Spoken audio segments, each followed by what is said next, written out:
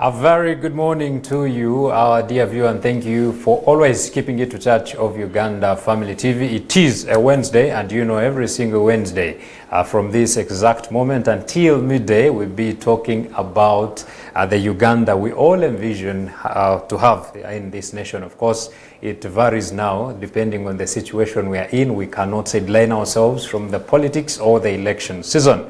And of course, there is always a saying that the youth are the leaders of tomorrow, although there are some people who do counteract that the youth are the leaders of today, or the youth are the leaders of the future, and the future is today. So things like that. So today,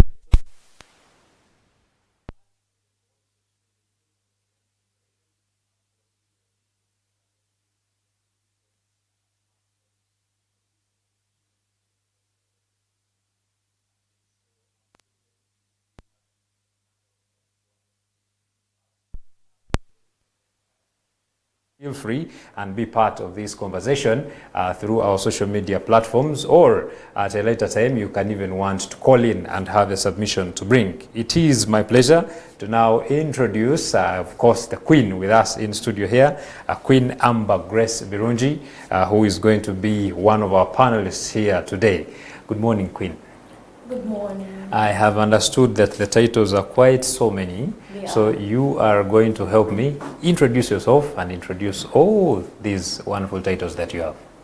Wow, I'm so grateful for this moment. Greetings, my beloved Ugandans. I love you so much. My name is Biringi Amber Grace. I am 17 years old. I am Miss Teen, Pearl of Africa, first runners-up. Miss High School, Uganda 2024, Miss Africa International, Miss Popularity Uganda, and I am so grateful to be here. Wow, it's a pleasure to have you, and to that age it's a pleasure as well for you to grab all those titles. It's interesting. And we also have Mr. Sekau Barnabas, former guild president, is a councillor, a number of titles as well. If you can introduce yourself and redefine those titles. Thank you very much. I bring you greetings from Chaliwajara Namgongo. Good morning, viewers. I'm Barnabas Sekau, a former guild president of Cavendish University, Uganda. A councillor currently serving as at LC4 level, Janda Chira Municipal Council. I'm an aspirant for the LC5 direct councillorship of Chaliwajara Wakso district. I'm a public health specialist, a medical officer, but more importantly, I'm a youth and I'm a Ugandan. Okay, very interesting. It's a pleasure to have the two of you this discussion here this morning. Now let's dive into this. Today we're going to be speaking about the role of the youth in achieving peaceful elections. But before I go to that, I want to first assess or get to know what you as a queen, as on those all those titles, what has been your cause? What have you been promoting majorly, looking out to those other young people outside there, the youth? What I majorly promote as a queen that has all these many titles, of course it has to be, majorly for me, it's mental health awareness amongst the youth, starting from schools and all around Uganda. Where youth are, I promote with mental health awareness. Okay, that's interesting. Mr. Barnabas, to you, you have been a leader. I can see now from the time you were studying as well, you've been a leader. What has been your core thing that you've been promoting amongst the youth? Surely, I always have my epicenter at good governance and the youth at the center while addressing issues of ignorance, disease, and poverty in our youthful communities. Yeah. Okay. Very interesting. So what is the role of the youth in this period of time? If I can start with you as we dive into this discussion. Thank you very much. As you know, youth, we have the numerical strength in this country. About 71% of Ugandans are below 30 years. So we actually feed in every sector of this country. Every policy that comes, either good or bad, has an implication on our demographic group. So as in this very electoral period we're in, youths don't only participate in voting, but also have come in for taking elective positions. But time back, this is not the very first time youth have participated in shaping the direction of their future. We saw youth joining hands with Ike Musazi in the pre-independence liberation. They were the youth who sailed Uganda post-independence. They were the youth who joined Mr. Museveni then when he had waged a war in an unelected government in 1980. And they went to Bush, they outcasted it. And again, we're seeing youth taking every shape to see that they direct a future they want. Okay. So generally, youth at every level play an important role in shaping the social, economic, and political landscape of this country. Okay. So in this electoral cycle we're in, as we've said, we are not only going to vote, but we also advocating for peaceful elections. We also coming up for positions, as I've already mentioned. I'm vying for the candidate of LC5 of Kyaliwajjala Parish. Kyaliwajjala Parish is in Kira municipality. It has a population of about 75,000 people. That is a huge number. With the youth as composite, a big number, but also other demographic groups. So we are at the center, and we continue to be at the center to shape our generation, but we also shape the future of the alpha and beta generations to come. Okay. Uganda envisionalized to be safe in 2040. We have the Vision 2040. We have the SDGs. We have the NDP. But who will realize that? It is the youth. That's why we thank this Family TV for having given us a platform to speak and represent a numerous youth out there. Yes. Oh, very interesting.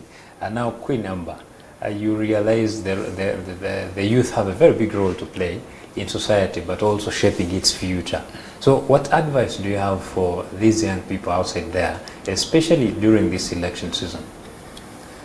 During this election season, I encourage my fellow youth to be in very much safe spaces, because I believe if a youth is in a safe space, there's going to be a lot of peace.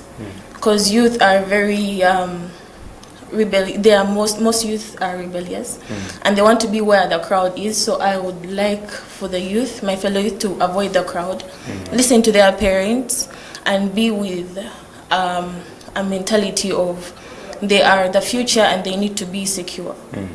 Yes. They need by the fact that they are youth, you find them in these spaces, not because they want to have impact or whatsoever, but they influence. This one says let's go, this one says let's go. So how would you think they can go about that? And remember, they're now in holidays, so they are just there and they have to attend these things. Well, of course there would be a fellow youth telling them let's go here and let's go there, but then I would like to remind them that they have parents. Parents who are going to tell them, who are going to advise them not to go. And I advise them very much to listen to their parents. If a friend says, let's go and I want to go into this crowd and support who and who, and it's not safe, and your parents is telling you not to go, please listen to your parents. Because they are really your guardians and they want the best for you. They want the best for them. Okay, very interesting. And I have a very simple question here. We can go back to our topic. There is a word peaceful elections. What does that mean? Because the Electoral Commission guarantees fair elections. True. So what are peaceful elections? In this context, actually, you see, an election cannot be peaceful if all actors are not peaceful.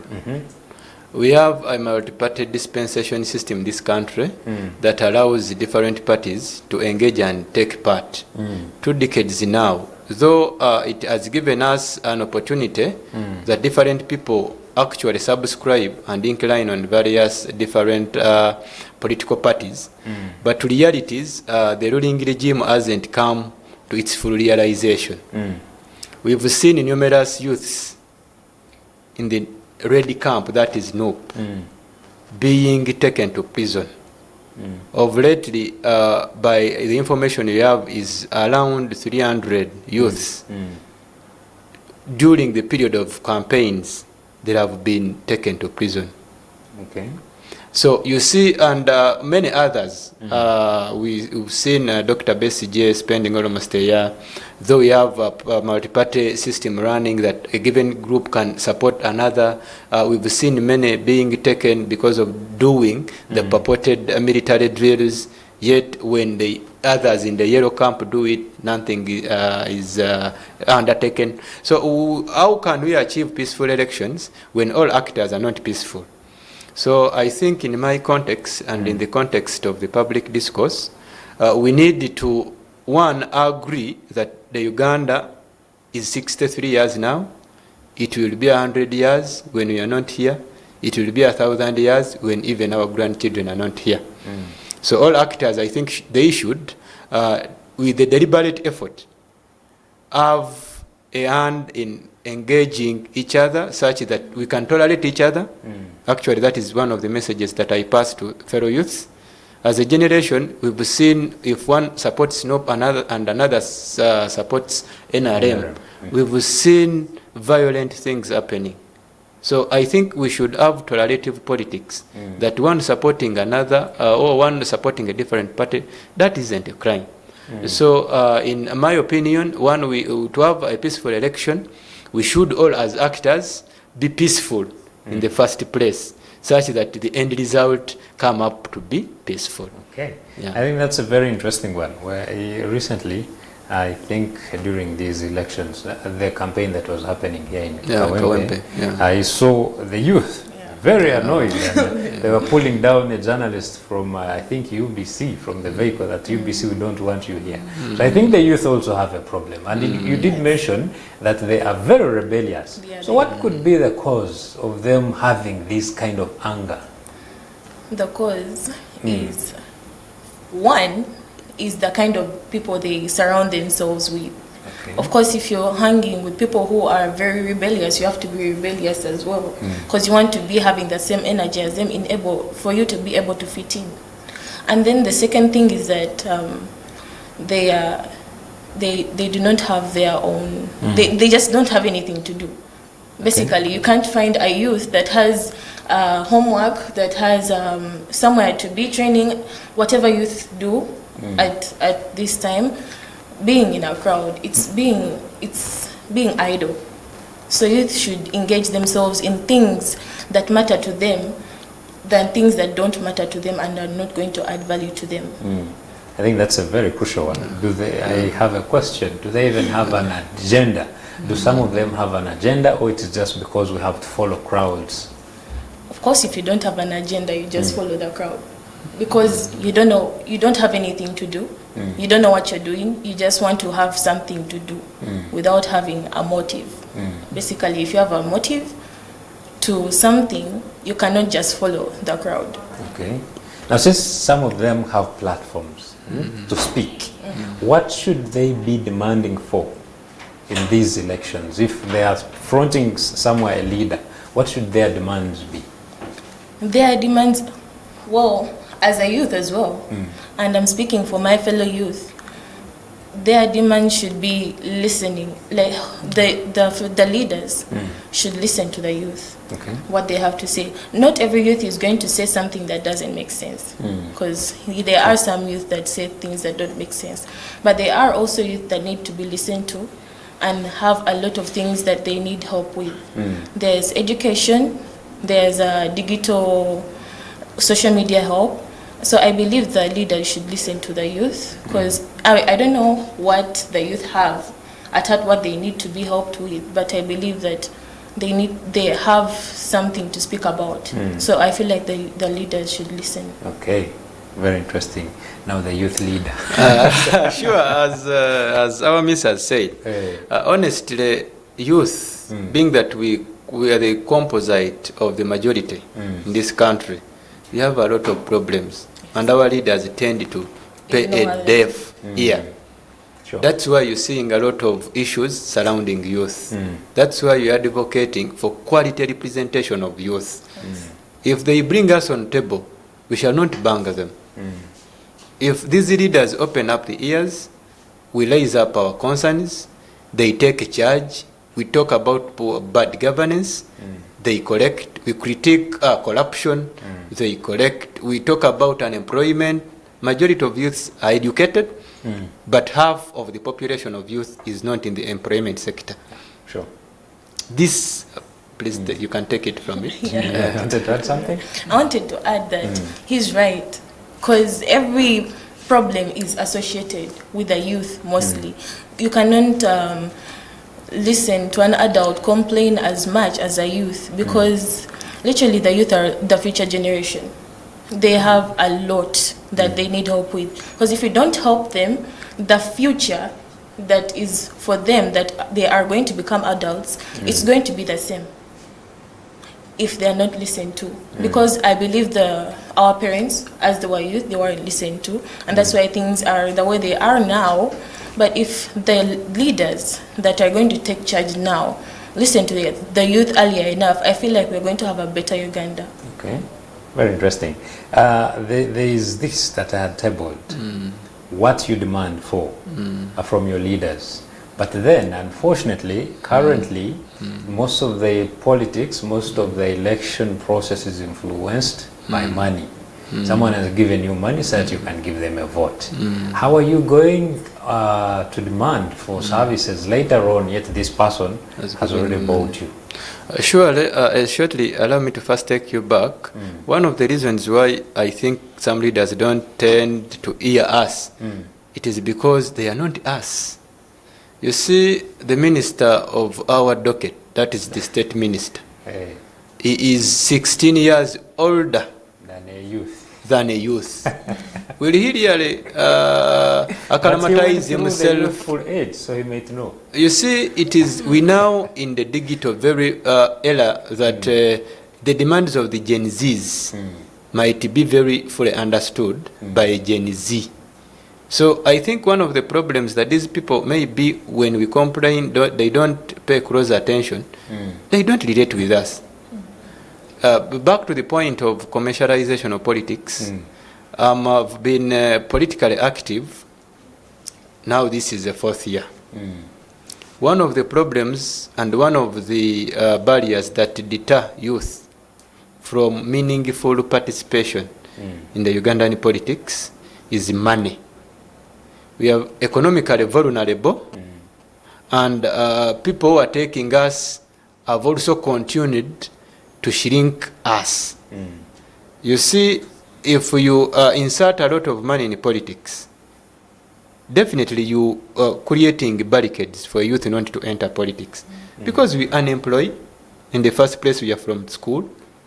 We've just be like, let's gain the experience while in service. But the opportunity of coming in service is with a co-founder of money. You see, so we're having that challenge, and I think that has to be amplified on different spaces. And thank you for bringing it up, because it is one of the factors that really takes away meaningful representation. We are qualitatively okay, youths are many, but qualitatively we are not okay. We've stepped forward in large numbers, but these large numbers are not purposeful, made to use because of some factors as you've mentioned. Okay. Yes. Very interesting. And that is a huge challenge. It is a money big in politics, Yeah. or that kind of influence. So what do you think, how do you think the youth can go about this? In the first day, he has mentioned, and it is very true, we are vulnerable, very vulnerable. Someone will come with something because you're unemployed, you're out there hustling, and then they have tabled a proposal for you. So you just go by that. So what advice would you give to the young generation out there in regards to the influence of money? The influence of money. Right now, I feel like it's better for the youth to start at a very young age to avoid such problems in the future, problems with money. Because if I'm not mistaken, I be on social media looking at different kinds of youth and different ideas they have. The youth of this generation are very intelligent and they are very skilled. And there are very many platforms that can take up their skill and their talents that can help them grow media-wise and money-wise. So if I advise the youth to start now, Okay. with what they have, even though it's not supposed to be having, you're not supposed to be having money to start up something. You can only start with what you have, and if you have a talent, if you have a skill that is very authentic and you feel that it's a skill for you and it can do something and bring you money after, it's better you start now. Because you're not going to be this kind of youth who are basically depending on education. You can be very much educated, but sometimes education cannot bring you the money you want. And we are looking at skill, and we are looking at a better Uganda, and a better Uganda needs a hands-on, something that you can work with using your hands, and that can bring you the money you need. Okay. Yeah. Very interesting. I have a question. Yes. There is youth empowerment. There is whatsoever programs, many programs that have been there to support the youth. Are we empowered enough? Are we even empowered? Well, To what extent are we empowered? well, you see, the majority of youth, at least on statistics, they know how to write and read. Somehow, somewhere, they have maneuvered and obtained a skill, either wholly or partially, though we're limited by organization. That is a structural barrier. You see, when we disorganize it, we're not coordinated. We lack spaces where we could organize and coordinate. Yes. This bars us from various opportunities. Because a united front is better than a singular front. So if we can avail ourselves, both in advocation, but also our superiors, that I mean those in government, to avail more spaces for us to coordinate, for us to socialize, for us to network, it will be very good for us, and that will make the empowerment we've gotten to its specific use. But many are empowered, but at the end point, they are disconnected. Then how will they impart what they have been empowered with? Okay. Yeah. Very interesting. So now this hits us back to what you had given in. The youth, there is opportunity, there could be opportunity, but everything starts with you. Yeah. Some person can be empowered, but at the end of it all, if you don't have what it takes, you may not succeed better. So what are those things that the youth should look out for to maybe, even if I'm not given the platform, even if I'm not but at a certain point, I can be successful, I can make something happen? What they can look at. What they can do as young people, maybe if you have a skill, if you have a talent, how best can you use what you have in order to be successful? You start with searching for things that are going to boost. If it's talent and if it's skills, you have to look for something that is going to boost your talent and what is going to boost your skill. And it starts within school. Because we need schools that have clubs, that have safe spaces for children to get out and act upon that. We need sports in schools, because 75% of youths in Uganda are in school. Not every youth is in school, yeah, but the number is very big. So we need clubs that are going to help people, that are going to help these youth come out and be great leaders. If someone has a talent, a skill of public speaking, the thing that is going to promote their public speaking is having a club in their school that is going to help them modify and amplify into their talent starting from school, and then they will grow that. When they get out of school, they'll be having that skill and they'll put it outside, making it for them to speak out, and it will spread worldwide. It will spread, I mean, countrywide, because they have come from school, they have come with this talent, and they're going to eventually come out. So it starts within school. Okay. Within school, with clubs, safe spaces, and sports. How supportive are these schools? I'm not sure, but my school, Elite High School, has everything. It has clubs, because I was a clubs prefect, and I would encourage students to join different clubs, because everyone has potential in whatever they can do. at my school, and the school is it creates that positive energy for each and every student. It has sports. It's very okay. It has everything. I really can't say everything, but our school has everything that a youth needs to promote their talent and their skill. Can we look at what challenges the young generation is facing? One of the most challenges, allow me shortly take you back to the point that Amis has made. Okay. One of the best advice you could give further to our youth, those who are in school, please be in school. Continue studying. But also those who are out, but again, also those who are in school, character is very important. Because we've found issues with youth because of how they package themselves. Back to the point, the major challenges of youth now, those who are outside school, is unemployment. The unemployment rate in Uganda is about 23.3%.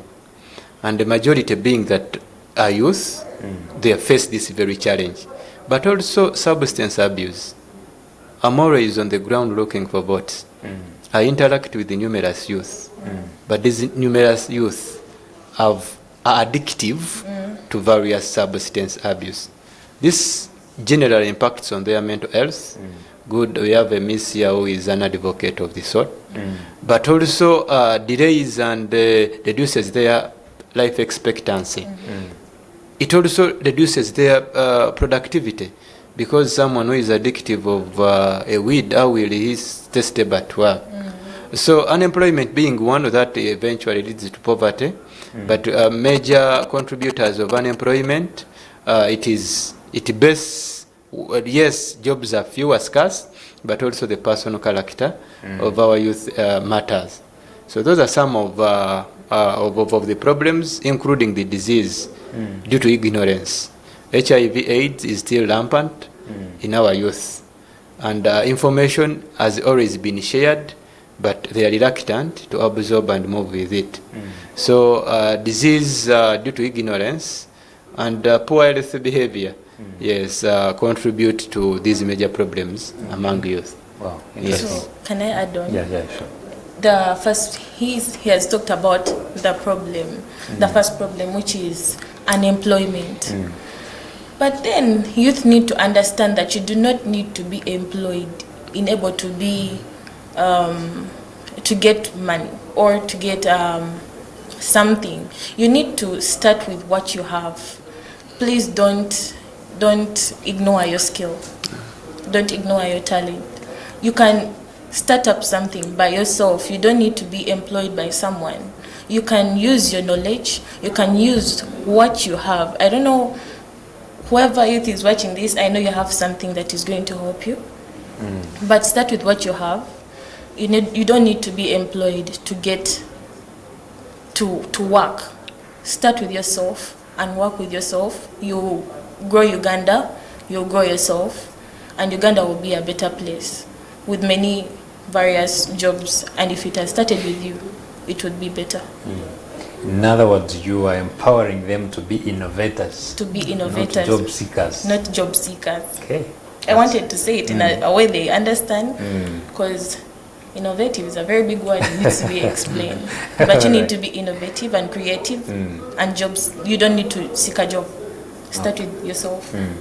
So some of these challenges are brought about by lacking something to do. You did talk about the issue of using substances and all those things, and it's a very huge challenge. Actually, when you go down on ground, mostly now for you politicians, what they will ask for is buy for me something, then we can start the discussion. And that's a very huge challenge. Now, how do you think these things can really be addressed? And unfortunately, the substance use is growing each and every day. One of the best way to curb up these challenges, especially the substance use, is to look for youth to initiate programs and approaches through youth themselves. For example, youth always like sports. Why don't you use sports to advocate and tell them that substance abuse is bad? So you see, we integrating a talent, a sport, into advocation and knowledge sharing to prevent a bad behavior. That is one of the approaches that we can take for. But also letting youth take the lead. As I told you preambly, that youth always relate with the youth. That is a fact. That is a fact. So if we to have such programs that would help us better, it is always important to let youth take the lead. Yeah. Very important. Not having someone old to represent the youth. Yeah, and also another challenge that, of course, I have a solution to. Not directly, but a youth listens to a fellow youth.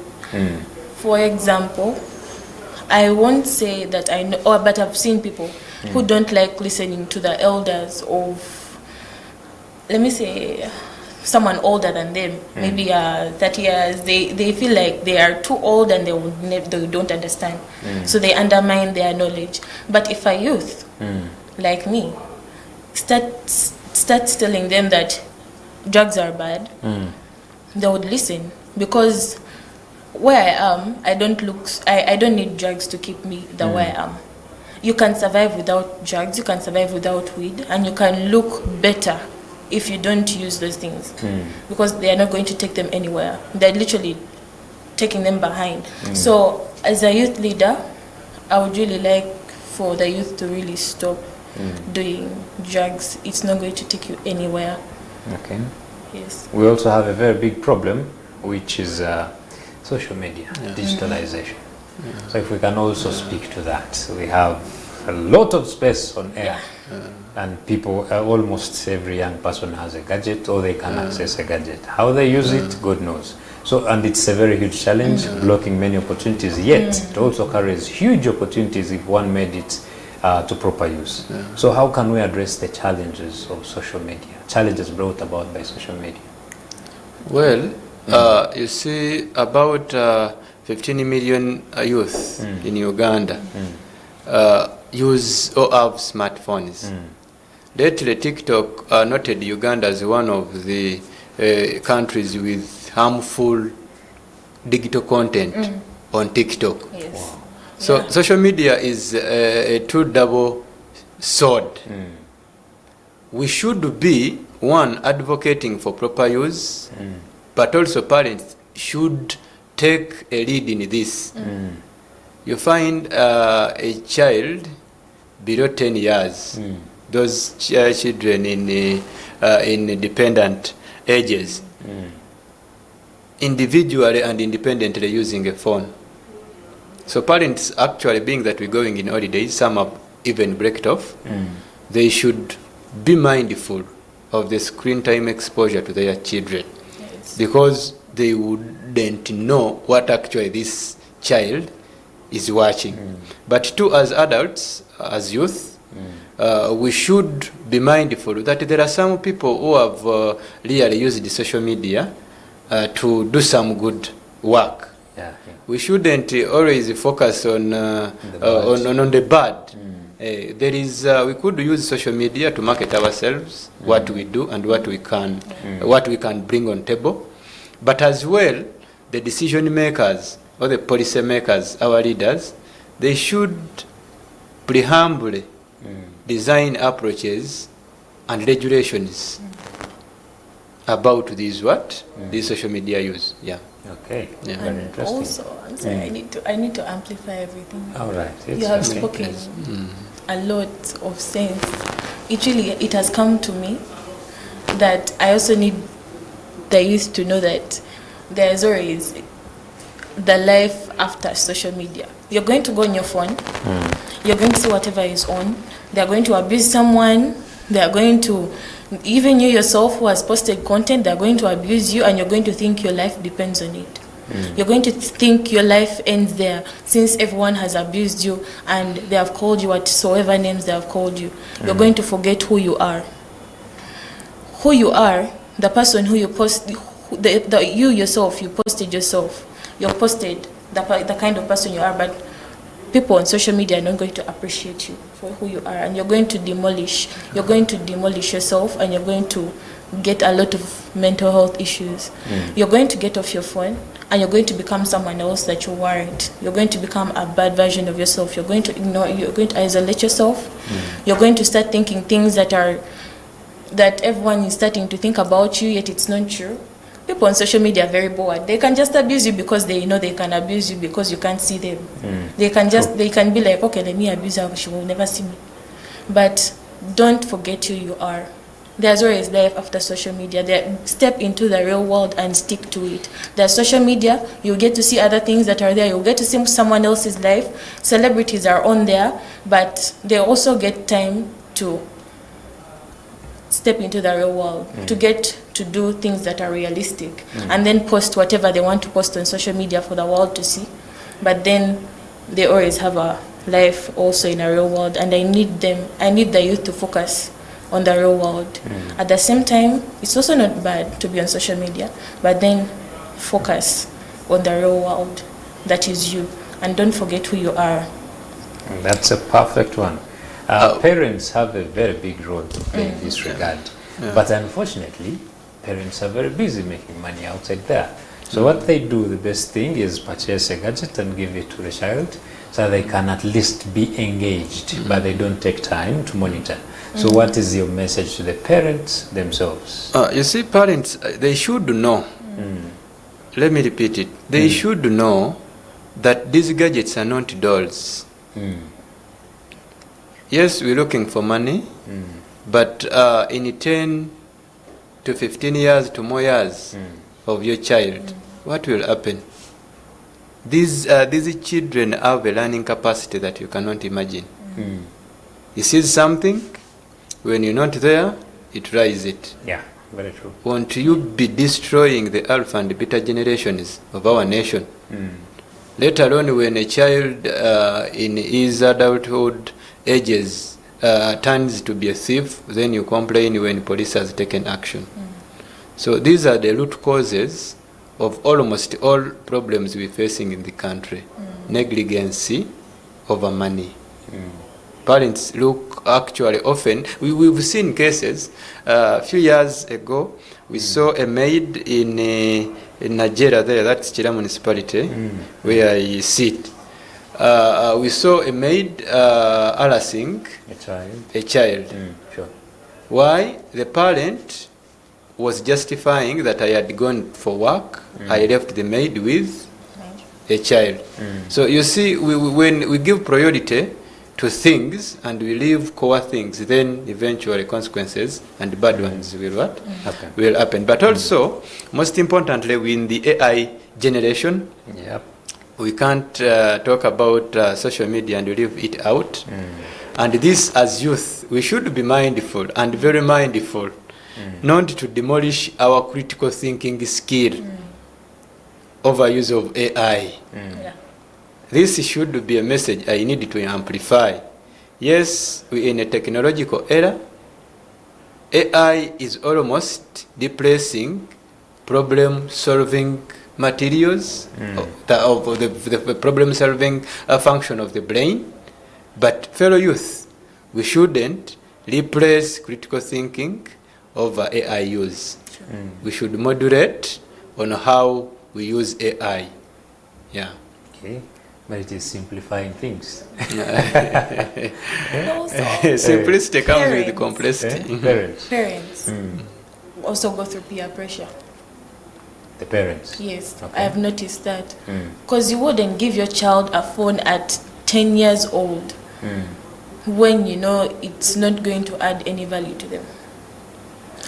They would see their sisters, their aunties giving tablets and phones to their younger children because they have the money to do it and they feel like they can do it. So most parents can look at it and be like, I want the best for my child. You think that's the best for your child because some other parent has given their child a phone at 10 years old and you feel like it's the best. You're making your child happy, but you're destroying them. It's better you give your child a phone at at a teenage stage where you feel, because this generation, Gen Z children, go very fast. They understand things very quickly.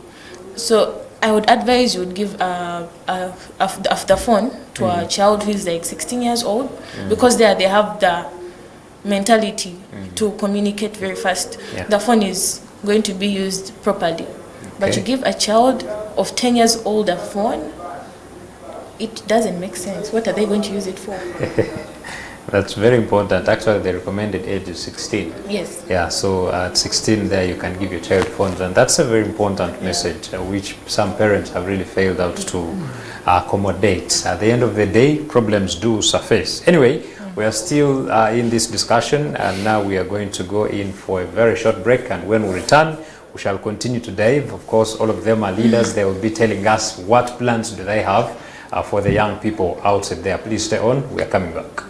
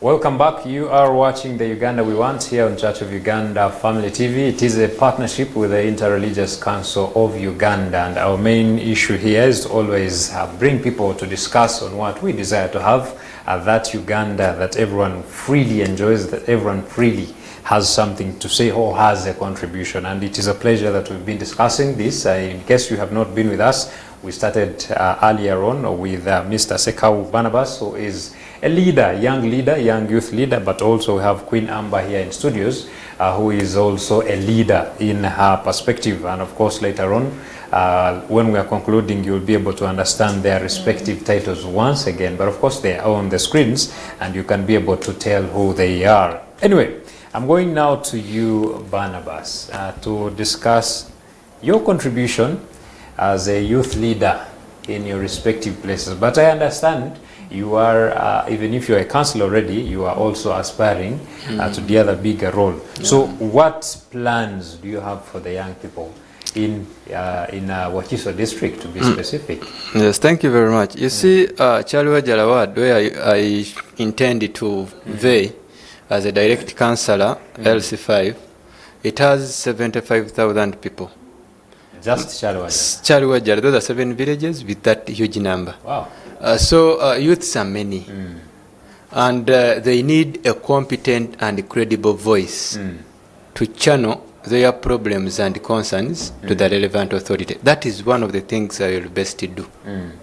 But also, Local Government Act always mandates us as councillors to check the budget, to always do oversight of government roles, but also to conduct monitoring and evaluation, that's oversight.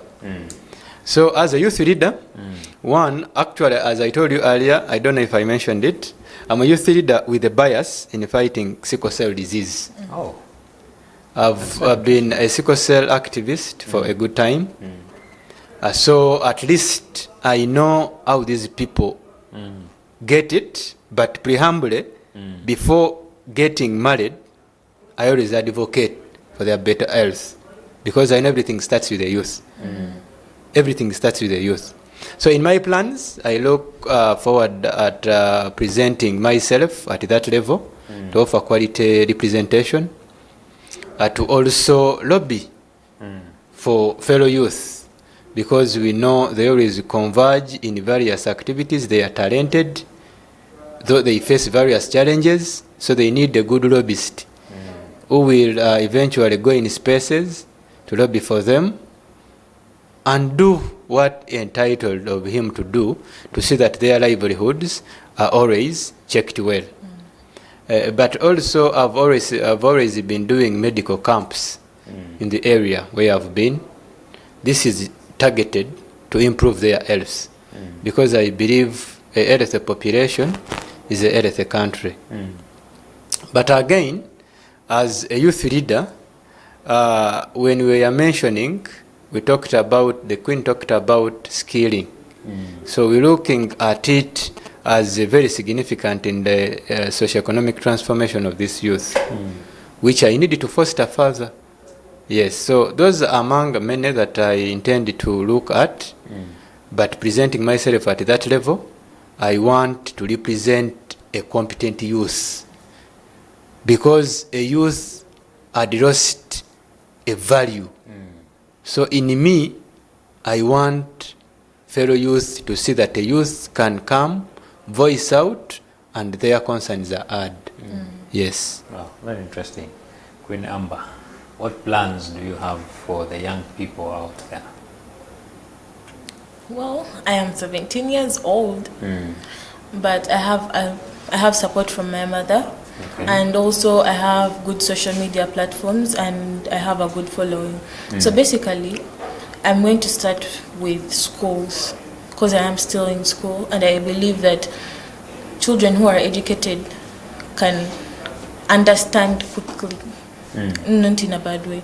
But I can start with schools, because it's where I can access so far. And I would like to talk about it on every social media platform of mine, and advise the schools to form safe spaces for the children, to create good quality clubs that make a lot of sense, that are going to help these youth grow, and engage into sensible activities that are going to help them and are going to build Uganda. Okay. I'm told one of the things you push for is mental health, yes, and awareness and all that. So what challenges have you encountered so far during your time, maybe the interactions you've made? What are these mental health challenges that our community, young people do face out there? Maybe we can even zero it down to women and girls. Anxiety. It's too much in women and girls. Women are the most anxious people, not only in Uganda, but in the whole world.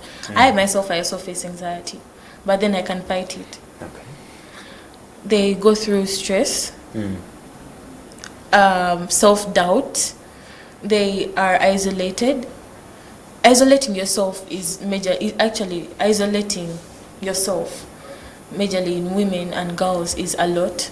So I would advise for them to do something that is going to boost their positivity and get their mind off anxiety and stress. If it's a woman and they have things that they can do that gets them off stress, maybe say go to a spa, go for swimming, just go do something that is going to wash off that stress and anxiety. Because you are a working woman, you cannot handle things with stress and anxiety. Everything is just going to go down badly. So you need to get time for yourself and wash down the stress and anxiety. And for girls, please get off your phone, because most of you, as I used to face the challenge of anxiety a lot on social media, and it was, I got to figure out the problem was mostly on phone, because most girls have phones and they're influenced mostly on phone. Okay. Actually, girls are influenced a lot with a lot of bad things. They can't push them away, and most girls are very indecisive. So just get to know what you want and do something productive. If what makes you happy and what releases your stress is sleeping, then go and sleep. And when you sleep, your body is resting and it's not going to think about anything. If it's cooking, go and cook. Make yourself do something other than sitting down and start thinking of something that is going to create stress and pressure to yourself, and which is not good. Okay. Wow.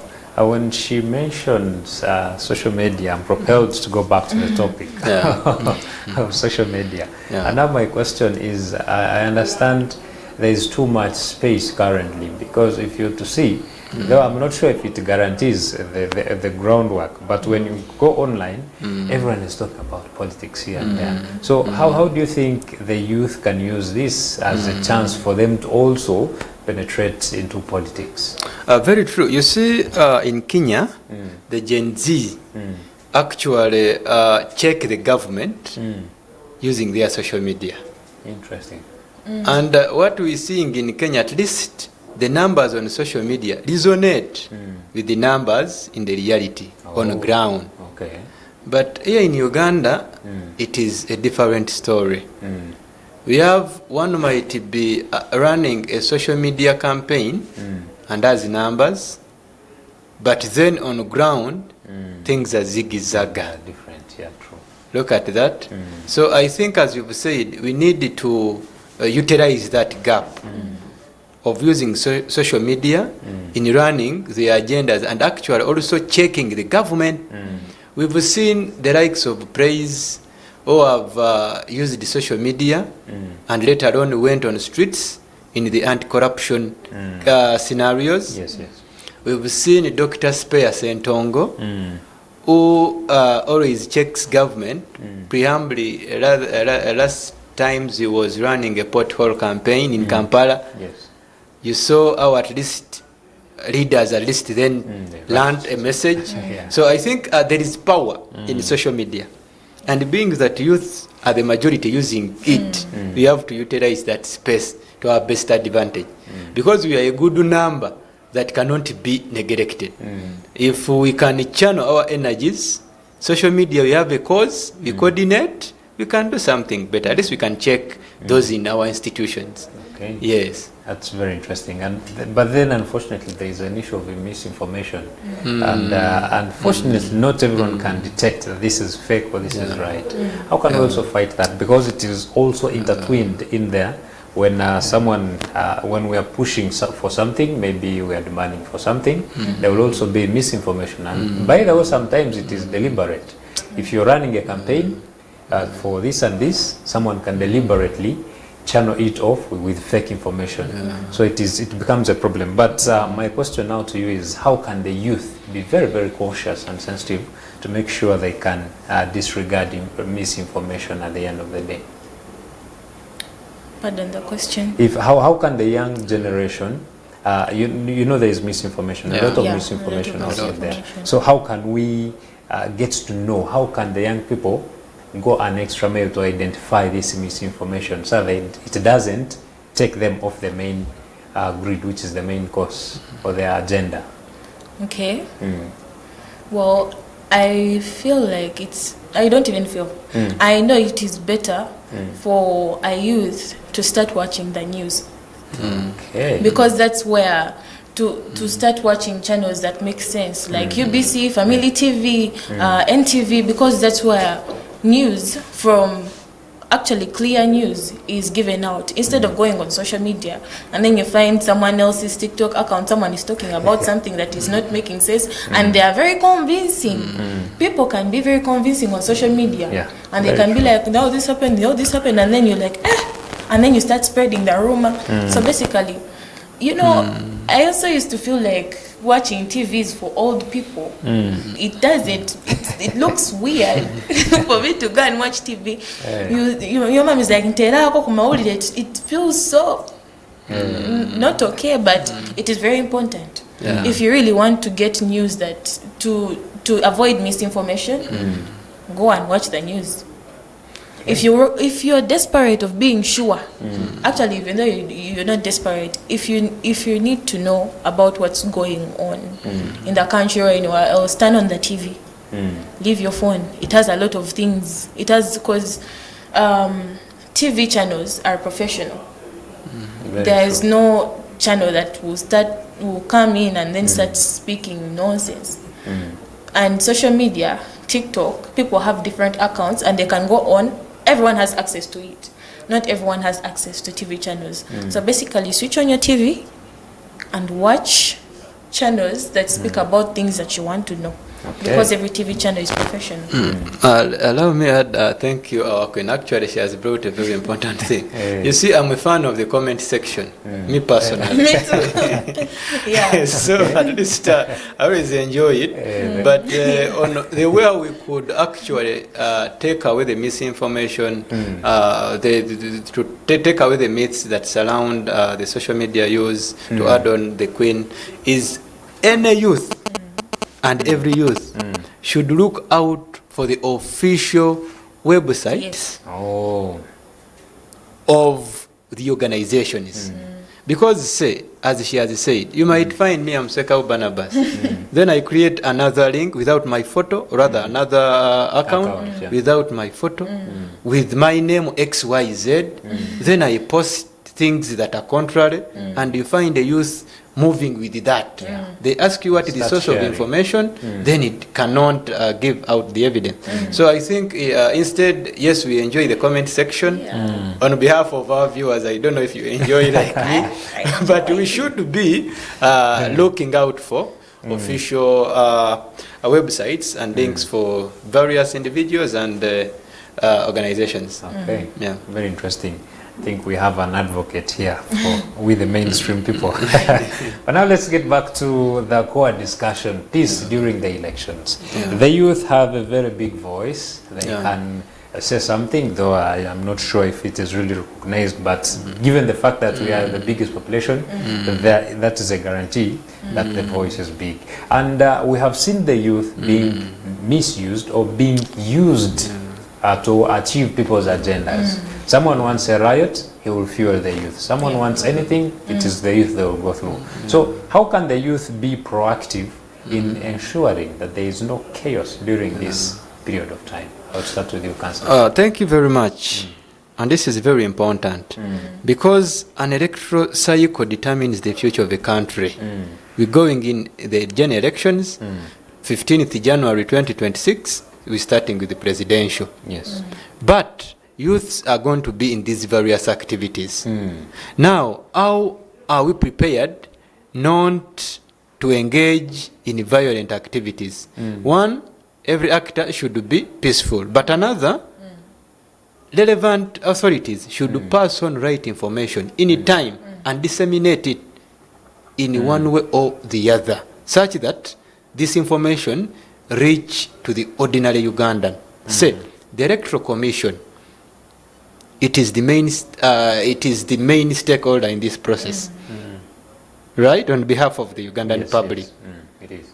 If it disseminates right information in time and at least everywhere, youth will be streamlined with the correct information.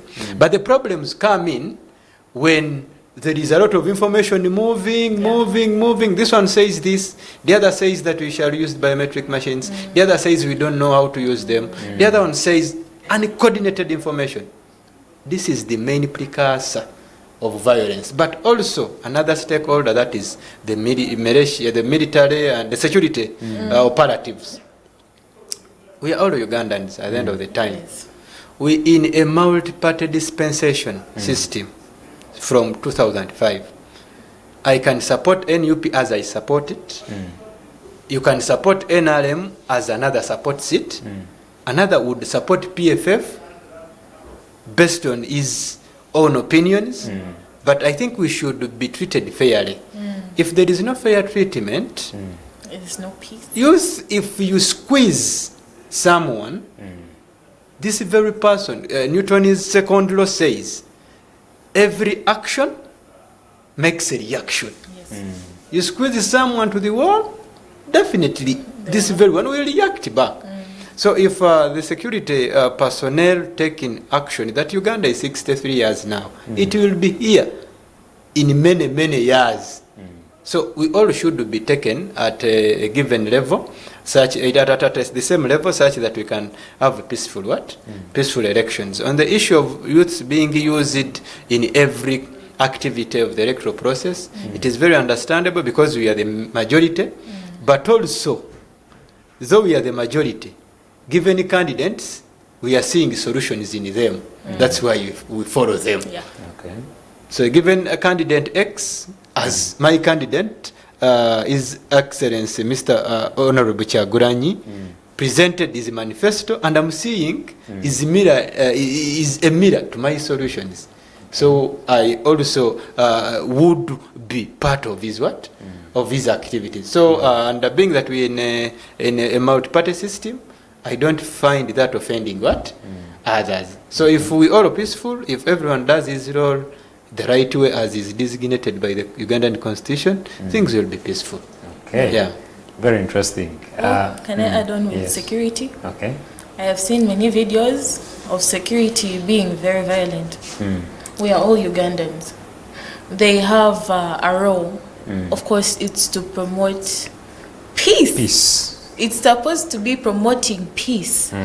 But you cannot be promoting peace when you're chasing people with sticks. I don't know, being violent, basically. You cannot be promoting peace while you're using violent means. People have ears. You can tell them to move this side and they will move. But even if they don't move, of course you have to use harsher means, but not too harsh. Not too harsh. Because at the end of the day, we are all Ugandans. We want the best for Uganda, and we are all human beings. We need to be treated nicely. Even if the person is having a problem on their head, they are not understanding, they're very violent, just be nice because they are human. Okay. Yeah. Actually, I was surprised to see a dog police unit in Kawempe controlling crowds. Yes. So these are initiators of violence. To me, I think, yes, police, as the Queen has said, maintain, promote peace. We shall be peaceful. And always, Honorable Kyagulanyi advocates his majority cohort to be peaceful, and to be non-violent. But otherwise, it is always on police and the electoral commission to guide. Yeah, and also if you squeeze youth on the wall, they have a very hard mentality. They will fight back. You have chased them away, you have done whatever you've done, but they will still come back and they will still bother you until one of them will have bias on security. I don't know, because youth of this generation are very violent. So if you be violent to them, they will be violent to you, and they can even do worse because they are youth and they have more energy. Okay. So just be careful, and let's promote peace. Very interesting. Yeah. In regards to promoting peace, how can institutions that have the capacity to gather very many audiences also promote peace? Now I'm talking about how can schools be able to contribute to peace during these elections? How can churches, how can mosques, any of these institutions? And I'll fire that to you. How can Schools, churches, promote peace? yes, during these elections, or even religious institutions or religious leaders. But I feel like students are going to be out of school. Okay, how about churches? Churches, of course. When it comes to Christianity, it has a lot of laws, and most of them are concerning being human, having a peaceful attitude. I feel like it's already the church is always promoting these things. Okay. So they know what they are doing. I've seen a religious leader who also the public can say it, he incited violence by telling the people in presence in the gathering to vote for so and so, which I don't think that is very right. So how can they also sideline themselves? How can they be neutral in this process, but also contribute to peace during this? Very true. You see, churches, cultural institutions, schools, these are dominant social paradigms in our communities. What they say, people or the public discourse listens and act. So it is too sensitive and very sensitive. You see the genocide that happened in Rwanda. It was through churches discriminating other ethnic setting, and later on masses of people were killed. So it is always too sensitive for churches, but we thank at least the Catholic Church, we thank the Anglican Church, we thank the cultural institutions who have always advocated for peace, and the Pentecostal churches mentioned but a few. So it is always their duty to tell the public that they should maintain peace, but also to call on the implementers of peace to act peacefully. Because it is always a double standard. If you tell the public, please be peaceful, but the initiators of violence, like what we saw in Kawempe, if you cannot stand up and you tell them that no, you shouldn't bring a dog unit to man or manage a crowd, you shouldn't tear gas, you shouldn't use live bullets to disperse the crowds, then that is a double standard. So the church, the cultural institutions should, I think, as you said, be in a neutral line, at least to guide the public, but also the other actors like police, like the state, into proper ways of maintaining peace. Okay, that's an important one, and I believe they have gotten it, and I'm also proud that this show is manned by the Interreligious Council, so they have also gotten that. We have had a number of issues with security. How do you think security can regain our trust? Because we have seen what they have done in some instances, though not everywhere.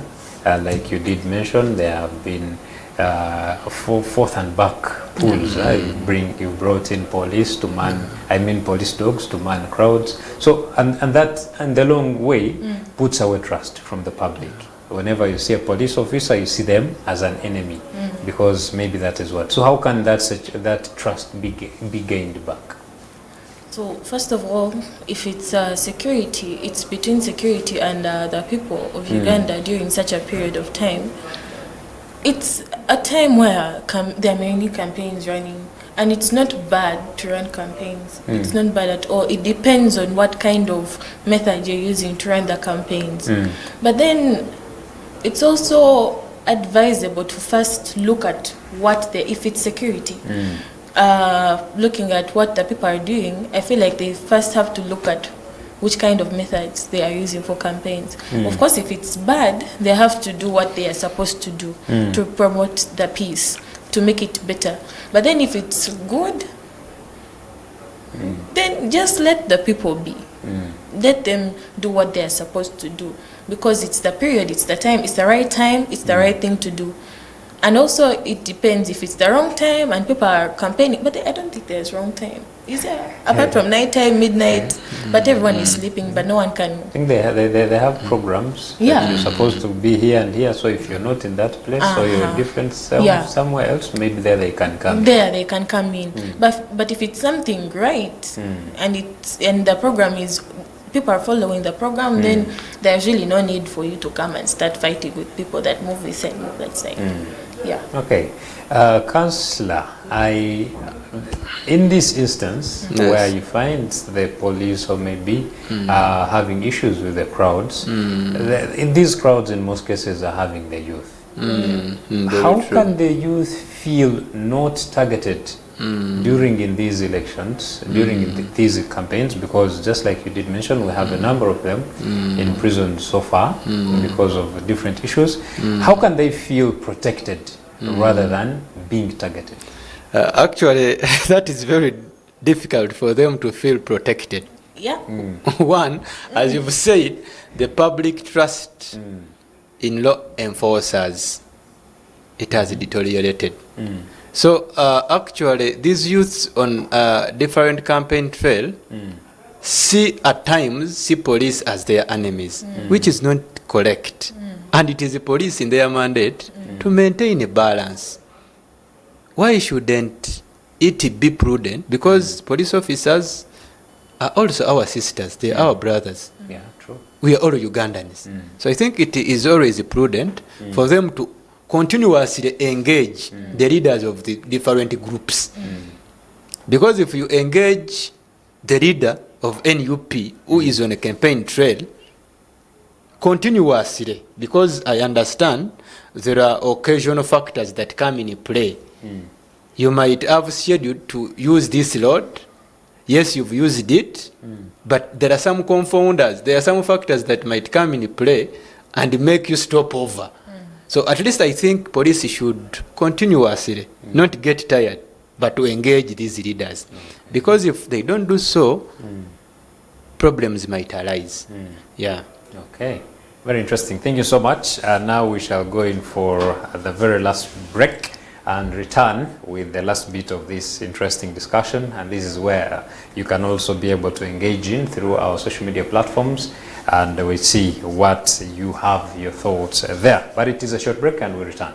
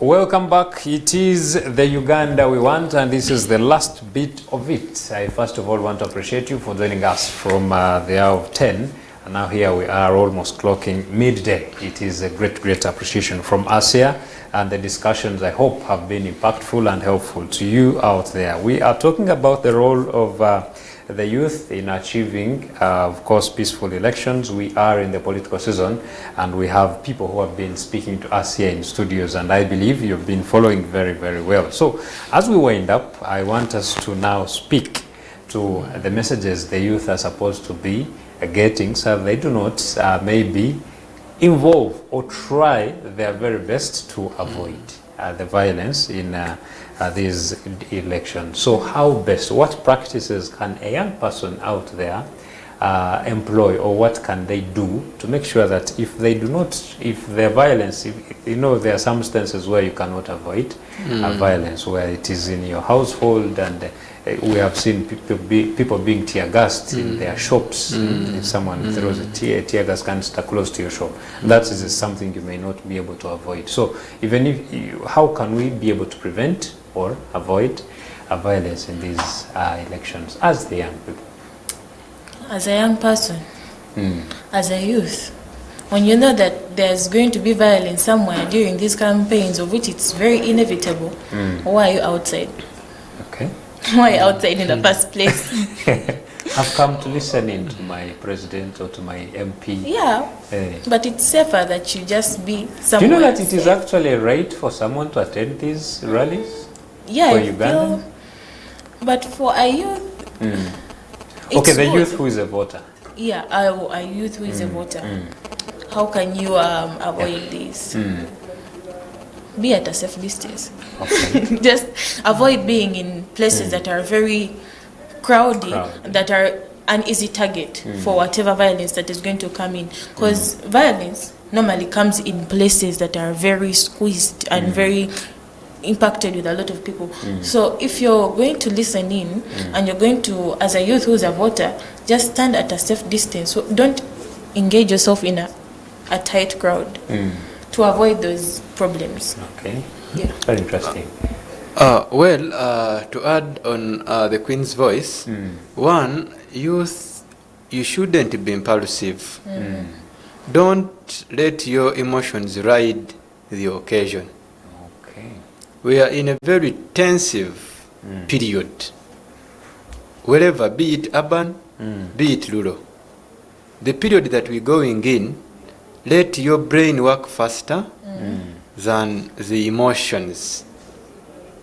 That's one way how we could avoid the violence. But again, look and search for correct and right information. Because if you don't have the right information, you would risk yourself, one, to be arrested, but again, to engage in other violent activities. So you need to have the right information from the right people or from the right institutions. Also take correct advice from parents, because they have lived in this world before us. They know it better, and what they guide is really what works. So fellow youth, that's the message that I could give you, but don't be impulsive in this period. Okay. And earlier on we did talk about the issues of unemployment also influencing them, and that could also come to them being raided by their thoughts. Someone who's already angry, they are not fine with life, and they find themselves in these violent motions. But what is your advice as well when it comes to controlling emotions? Just do something that is not violent or negative oriented. Just do something that is very off violent and negativity, because violence is negative. Just do something that is going to help you mentally and physically. As I said before, if it is sleeping and it is going to hold and it's going to take away the negativity, go and rest. Just wake up and you're another fresh person. If it's swimming, go and swim, wash it off.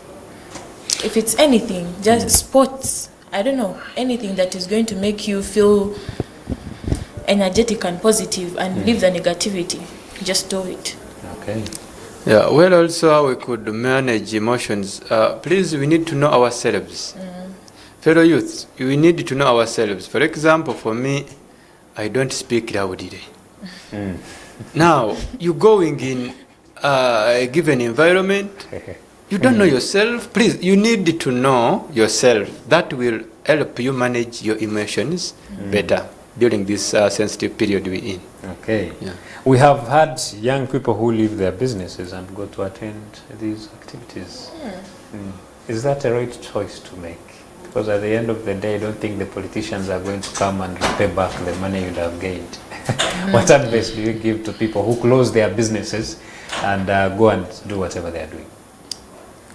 I would advise them. I advise them to stick to your business, please.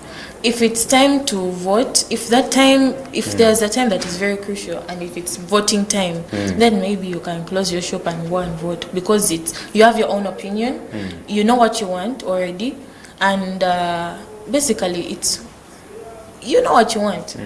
Just don't close up your businesses because of what's going on, because there's voting time. You know you have to attend that time. You can't miss it. That's the only time you have to close your business and go and engage yourself into these politics and voting. Otherwise, if it's not voting time and it's these campaigns, things that are really, they are okay, but you also have a right to vote. Even though you don't attend, you can still vote on that voting day. So it's not really necessary for you to close your shop, because you're making a lot of losses. And even these people who are going to attend those campaigns and political activities, they're going to pass by your shop and they'll need something to go and attend. So you're losing the money. Who are they going to, who's going to attend to them? So please stay in your shop. Voting time is there. Be patient. It will come. You know what you want. You know who to vote for, you know what you really want. So that voting time will come and you will do so. That's a very good one there. Councillor, you need people on your rallies. But these people have to make money in their shops. Very true. What advice do you have? You see, being on a campaign trail or a campaign rally, it is by will. At times, people, why do they come? It is because they say that we offering solution to their problems. The prudent thing would be running a business, don't close. Okay. That is the prudent what? But because it is by will, you could come and see who is Barnabas. Such that next time on the ballot paper, on 22nd of January 2026, you can come and vote for him. But most importantly, you see what matters a lot is you casting a vote. That is the most important thing, because we need, we guided by the statistical information. So you need to know that what is more important, we need you on the voting date. So it is always, yes, by will you to join our campaigns, and we request you to, but also be mindful of your businesses, because that is something sustainable, and we're looking at improving your livelihoods, starting with what you have. Okay. Yes. Very interesting. So as we try to wind up, yes, what message do you carry for that? What is in your manifesto? Let me start by that. Thank you very much. What message do you much. have for the people in Chaliwajala? Thank you very much. For the people of Chaliwajala, I pledge to competently represent your interests at the district level. We've had a leadership intellectual void in representation, so I've come to fill that void. But as I close and wind up, fellow youths, we are a number that is too large to be neglected. So we should step forward. We should take lead. We should always stay informed and stay organized. That's when our leaders will listen. That's when we shall come on the tables and decide the future of the alpha and beta generations to come, because Uganda is here to stay. Yeah. Okay. You have a number of people that you represent, given the titles that you do have. So in this political season, we are in it already until January, until maybe Feb, when all the electoral activities shall be done. What message do you carry for the young people outside there who are going to be engaging in this period of time? Yeah, we have the message that I have for the youth right now is we have talked about them, but I need to remind you about them.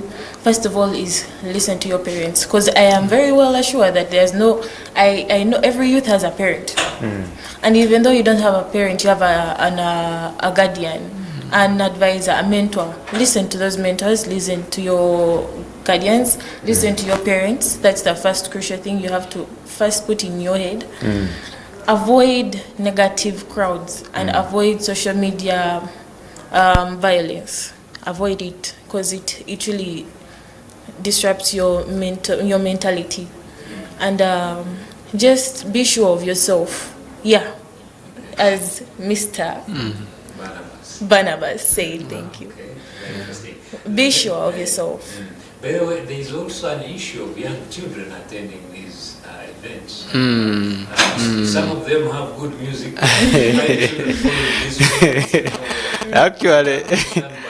Actually, you brought a point. We've seen primary and secondary students going on to NRM rallies.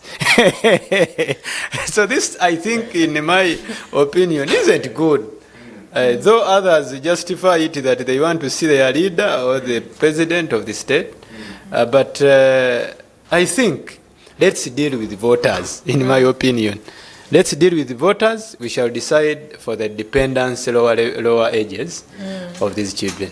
Okay. Yeah. And what message would you give to the parents? Because the children are now in holidays, and it could be very, very absurd to lose children who are running around with music or their political vans and all those things. What message would you give to the parents in regards to taking care of their children or looking after them? As a parent, you need to know what your child is doing, because basically you're the one who has to give them the you go. Okay. You cannot let that happen if you are a child's parent. Just be sure of what your child is doing, and guide them and advise them, because you're their mentor, you're their parent, and they'll first listen to you before anyone else. And make sure you know the friends they are hanging with, because you know friends can be there. Those friends that can be bad influence to your children. So get to know the friends they are with. Just get to know what your child is doing. Never let your child do something without you being involved, because you're going to regret. Okay. Yeah. Interesting. You know, in this season there are many actors, there are many stakeholders. So that is why I want us to focus on each and every stakeholder. Now, to you, the aspirant, what message would you give to your fellow aspirants out there in regards to maintaining peace during this period of time? Because, by the way, some of them initiate this peace. We have seen some regions where some politicians would fuel some youth, as they tell them, go and beat up the other camp. Well, a message I can give to our further candidates is to add air and agree that as a generation we should build tolerative politics. Today I'm vying for this position in Chariwajala. Thank God if I have it, and thank him if I'm not having it, but another person will come for it. So I think it is on our mandate to tell our people who support us, because we're taking lead, but we're having a very mammoth of people behind us. So I think the message should amplify in the echoes of other candidates, that they should move with a peaceful message. They should move, advocate for peaceful Uganda. Because if we distract Uganda, now what will we read? Yes. That's very true. And now to, what should we look out for as young people in the nation? If there's a youth out there who wants to vote, what should they look out for? It will also resonate to the other question that I had asked earlier, their demands. So what should we look out for in these political leaders that are going to come and lead us? I was waiting for that question. Okay, there you go. What the youth should look out for, my fellow youth should look out for, is that the political leaders that are coming forward should listen to us. Listen to our our demands and our problems, because we are the future Uganda. We are the next generation of leaders. So we need to be helped a lot. And most youth are, not every youth is rebellious. You know how most people describe the youth, but they are the youth that know what's good for them, what's better for the country, and they are out there willing, waiting to be heard. For example, me. I would like to be heard. And the youth should also listen that there's much better that you can do for the country. You want a peaceful life, you should start it yourself. You want, if you just want anything that is very positive, just bring it out. Don't keep it in. Because if you keep it in, there's not going to be any difference. There's going to be a lot of going down, and we need to raise the country. So we need to speak up, and I hope that the next political leaders listen to us, because it's really necessary. Okay. Councillor, sir. Yes, sir. What should the young people look out for when they are going to cast their votes, or when they are going to select leaders? Okay. Well, young leaders, politics is too serious to only be left to politicians alone. We are all humans, and we are all political animals. So you should look for quality leaders, such that we can give value to our number. Fellow youths, let's look for people who are competent, those who will really understand the problems of not only yours, but also for your parents and grannies, such that we can build a Uganda that we are all feel proud of. Let's look for quality, not mere talks, and when a person is not competent. Yes. Okay, thank you so much. And I believe And selflessness. Selflessness, okay. So I believe we are heading to the end of the discussion, and I will give you the moment to speak to the young people, either through an encouragement or anything, as we wind up this show. Yes, to the youth of Uganda, I myself am a youth, and I love so much to see young people get out and be the best of themselves. And I need the youth to understand who they are inside. If you believe in yourself, no one is going to demolish your belief. You have to build yourself internally, leave alone physically. You need to build yourself internally, spiritually and mentally, because the brain is the source of everything that will happen to your body. And you need to be strong spiritually, and without God you can't do anything. Never forget God. I always pray whenever I'm going to do anything. Even before I entered here, I had to pray that I do not trip, because I've never walked on carpet with high heels. So I just never forget God with everything you do, even if it's very minor. Always pray to God. And believe in yourself, because you need to get to know who you are, because no one is going to tell you who you are. And if you know what you are meant for, then stick to it. Don't let anyone change your mindset. Okay. Queen Amber, if you can please remind us all the other titles. I am Biringi Amber Grace, Miss Elite High School 2024, Miss High School Uganda 2024, First runner-up Miss Teen Pearl of Africa, Miss Africa Uganda International, representing Uganda in Nigeria, Abuja, this Sunday on 30th till 7th for Miss Africa International Africa. And that's me. Well, very great to have you here. Indeed, Mr. Councillor, sir. Yes, please, Mr. Moderator. You have a minute or so to speak to your youth out there in Jala and all over the nation. First, tell them why they should vote for you, and then you give them any other encouragement word. Fellow youth, will be voted in on 22nd January 2026. I request for your vote. Fellow youth, hope and character are very important.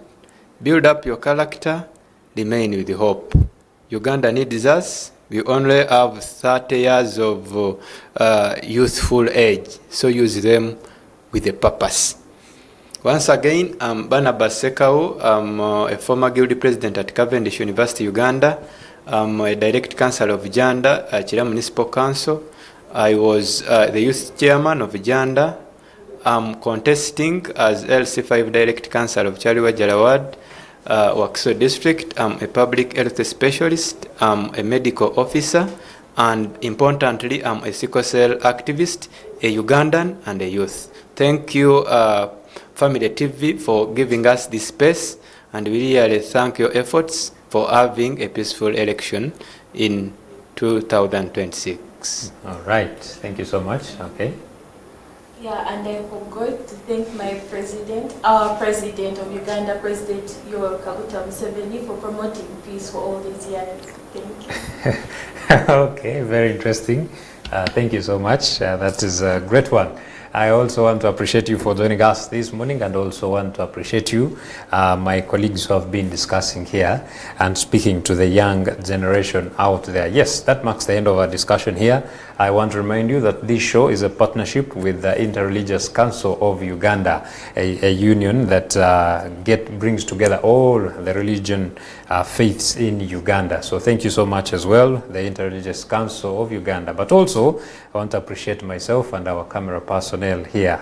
Liz, thank you. Goodbye. Please stay on. There are more programs coming up, including a lunchtime request.